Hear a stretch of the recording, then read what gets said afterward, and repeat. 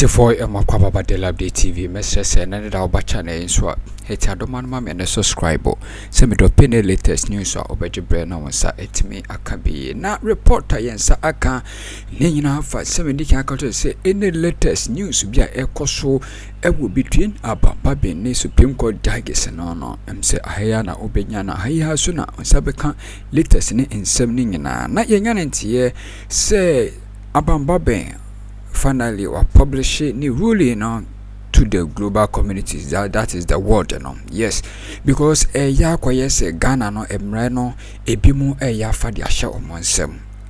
It say emfa kwamo because the interference ni niema koso a niema bi o ha say koso within the parliament, but people's interest bia omo akosesa nkrofobia kogu ho nti through the Supreme Court honinti no omo be bata ho because omo high authorities ninti no omo be bata ho because unim emrana yantoto na if you know the law say a b so a b so far as our high authority no does not mean say you will infringe someone's authority and someone's power within say ube use another alternative rules say ode be dini paneni there be entesta na yemongrom na yenti ensem ye ba de ka hono me de emo ensem ebebramo matter. Well, of course, Speaker Ekan say in terms of service of a process on the Speaker of Parliament, Osusu say he had not been served properly. Kwanya was your first serve no yen serve no ye enti only notice of Niana Ekoso by way of a case and majority leader filed a Supreme Court, so he will go ahead and then make a determination. I listen to honorables attach here urging the speaker to avoid the situation where Speaker Bekoso na wire determination na akofa and tawantawa abeto parliament and the judiciary and Osusu say it wasn't the best. I listened to other interesting submission from members of parliament. Eventually, Speaker here said, obey adjourn the proceedings. Now what be money ruling underlined.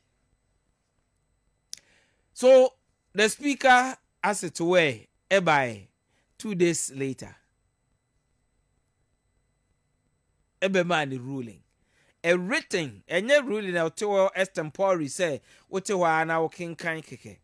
The speaker had a written reasoned ruling and already to the house and for that matter to the whole world. Now speaker allusion or refer to a precedent. And precedent or refer to no a precedent Right Honorable Speaker of Parliament, Honorable Professor Aaron Michael Quay. Abrana or Speaker of Parliament. Or a similar matter. Ebaya, Honorable Andrew Asiama, a concerned for Mena, na why na Adrian so beko independent. Na New Patriotic Party General Secretary. A letter. Edekoma Professor Michael Quay petitioning him say, Osusu say, Honorable Andrew Asiama say oko independent, their party no I invoke the party's constitution until I expel no from the party. For which reason, unto me remain in parliament on the ticket of the New Patriotic Party whilst he was going as an independent candidate. Speaker Michael Quay referred the matter at that time to Honorable Andrew Asiama to also respond to the petitioner and Nsaka. In law will say the Odi or Trump attempt rule say you have the right to be heard, giving you opportunity to be heard on the matter. Eventually, Speaker Michael Quay made a determination.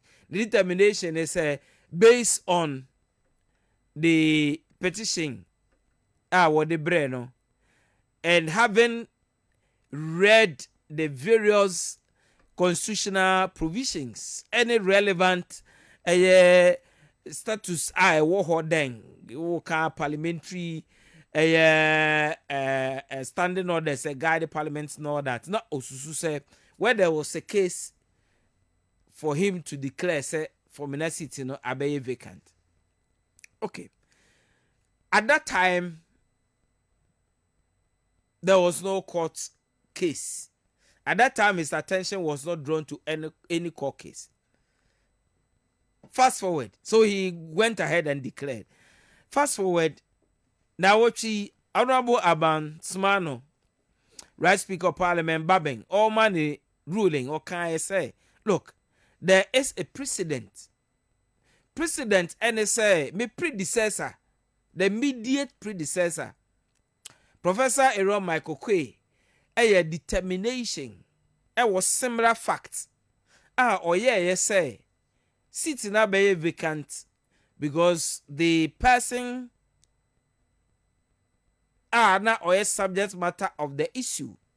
Honorable Andrew, a siama, obia party no nedino koye, and now person call independent. So party ne actual letter by based on that, I declare the seat vacant. Honorable Bagbin, I say, though I am not bound by the ruling of my immediate predecessor, Professor Akroma, me sa na asem na okan no enhye bia enhye me se mediso nenso mahwehwe enkrata makenkan constitution ena mahwe butaya na etai sa article 97 1 G and H mimi susu say wana Ghana adehia wo constituencies a sa empanyimfo wa woto abama won on the ticket of political parties and one as an independent candidate. Say nay notice of pool ababonting from the electoral commission say wo pese wo deviate from kwanya wo fast or bar parliament there, then the omonya people are omo questionable loyalty to the people to abama won enunti ma declare one seat no vacant, and I so announce, so inform the house.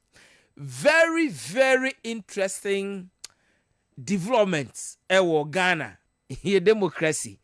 I'm saying very, very interesting because now following from Speaker Sema Okaye, majority leader responding or expressing the disappointment with the speaker's position because he felt the speaker had been duly served with the process, with a legal directory to parliament as required by law.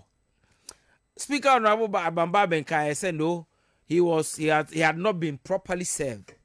Okay, I don't call that change.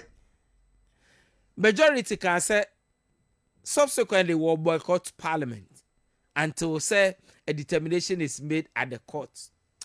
Minority speaker, a minority leader of parliament, Honorable Kesi forcing in his a statement, can say what that speaker say wabuana one susuye no one hye yabam. Actually say a free sabre nekono by the numbers I wa parliament. One hour minority no wa metamorphosize and I say wa sisa abeye majority and a majority abeye minority. For which reason wako parliament on Tuesday, free Tuesday econo. Minority leader will be majority leader, a majority leader will be minority leader. Second deputy speaker of parliament, Honorable Andrew Asiama, na by virtue of the position or a second deputy speaker of parliament, that position abeye vacant. So they will take steps to fill that vacuum. And I say vacancy abeto. Various committees are now because of the membership and the majority minority dynamics in what parliament. By virtue of changing na abano also yen sachraye na wasasa the various leadership of the various committees and all that. Okay. Fast forward. ade achen ya Supreme Court ekwatanase a ex parte application by the majority in parliament. Wanna say and it's a court emfa stay execution of speaker, the declaration, the ruling, the determination, whatever you want to call it. We use these words because it is in controversy. Court no ex parte meaning say wo court to abreko a one serve speaker ne one a also serve one. Obviously the attorney general will also be part. Court no HCA asema lawyers for the majority side ediko court no. Na court no can say the odi outram patem room and I say rule I say Ubia with the right to be heard. So cardinal. It is a fundamental principle underpinning our 1992 constitutional dispensation. The China said 1992 constitution no. Sir Ubia ewa kwenya says assembly ba yebeti ne side no. Ade sombu pa ye. Enti no lawyers no edesa ade na ba wo gina no so ahwe say speaker sema okaye say we declare seat no vacant. Wabreko a wan masa empanyifo a affect o no akwanya se won so no they will be heard no ade a so critical. So was stay execution of the speaker's determination, declaration, information, ruling, however you want to call it, depending on baby cry wujina and I will be friend din our person with the friend. I have said and I will maintain that ubia enye neutral as far as sa and same way ba ushe din a yede ma any say they are categorized near course so now it tells you where the person is coming from. Very interesting developments as part of our journey towards deepening our democracy. Supreme Court made a decision by a come and see interpretation of the Constitution. Very exciting, very interesting twist, dynamics and all that from varied schools of thought. Lawyers, academicians, social commentators, everybody will be actually. That is the beauty of democracy. So ubasha what follow social media and what follow discussions on radio and I would see in your echo. Well, of course, me I'm a idea. Ubia oshe KOD program on Friday, March program on Kelvin and a morning show. I made my point, and I stand by that point. My point was that speaker na was say na otonebo na or apply the brakes. Na bibia empam speaker. So bu na ni gu sa Supreme Court case. And Honorable Afenyoma can they condemn Supreme Court for interpretation. Because makawu ye neutral arbiter and umpire. Na ya catch say assembly ekosi the way air corner didn't so be a rush say or court say court say sign or becana finance. You are even anxious to hear say okay, hold on. Let us I am sure they be free court because technically process 7 there say o try say obi be several process na o fa kwan bi so say wonye ne ade almost several process bailiffs court bailiffs omo kwan ya fa so aye serve obetimi ato process na to kwan no no ko prove service kokwa mra no man sa kwan no obetimi ato abo no ko prove service because when you're ready to accept the process. So I say I serve no a legal issue. Say obisu approve say serve now so say and serve you can go to court and set aside the service for the process on you. These are legal processes. By fair non to ho. Ebi say Speaker of Parliament they are oye on the 17th no. Wanye order. Ati for manfansen we entwemo kakra se niate ho hwehwe se ye boss who do the rock of him say about 20 bedroom and on a yes say munina mon collaborate with us yan kambo oh my Ghana a yakroye na yin masu do the ro enche this amanyoko ne mpp amanyoko na oh my Ghana so no inu abato so no nyankopon ye adom na abato no asumdue emra abato enim se ne be ya enkoye 2020 abato e to ya bi mu famu ehwere omonkwa ebesine yante asempa no tinya yeni abra yeguso boss hu the road all day and day no ti esese monka ya ho na yeni sa dwumai yentoa nkomo so wanye any executable order na ewo say obi afale appeal ebe warrant any stay of execution obi se wa ma ruling lia oye ne say my information notifying parliament say seats be abeye vacant and all that. Very interesting twist. Interesting. I say very interesting because speaker na kasa agene akwa chro ni rule no kan o se mbatie mu me agene proceedings na makọ akọ chro na ma be deliver me ruling enti o kasa wa ama ruling na ade no mai ono ankasa the title of the obekan no say a ruling and ono ankasa refer to the ruling by previous or the predecessor by Kokwe and okasa onye bound by precedent but on this occasion he felt say it was say follow Nanamuntu so he delivered the ruling and consequent upon that ruling no my no ebi claim say wabe majority leader. So when you say information or the Maya information beya because our constitution 97(1) A, G and H. And before that there are scenarios so be who a act of God. I mean nipa na wo ma parliament biem. So say notify speaker say nipa na wo speaker informs the house. Say vacancy about because nipa na wo that is as a natural occurrence. Nipa na wo obi resigning or no assign say my parliament bi wa resign here. Speaker can only announce to the house say based on the letter before me there's a resignation that has occurred from Fanto constituency so vacancy abeda he will announce it just by way of announcement on declare as in say go to law and what draw on the conclusion.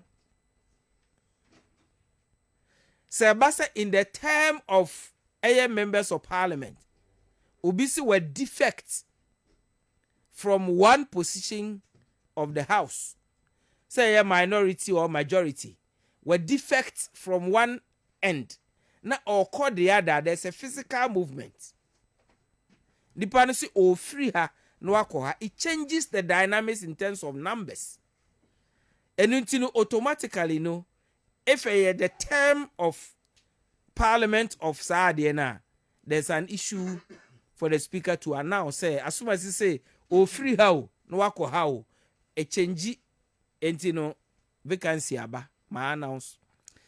But about G and the HR, speaker on his own, whether say Michael Kwe, say Aaron Michael Kwe, and I say Alban Bagbin. So also why a determination said there's a vacancy without recourse to Article 1126 of the Constitution, and then there's a problem. Because 1126 of the Constitution no say a cabe 3 months or so to an election. Even where there's a vacancy, say a resignation, whatever, there will be no by-election. So how do you declare a vacancy and say Nkrofo betray the trust and loyalty and Nkrofo placing in them? Edamasi Samoje Brewo Daily Update TV.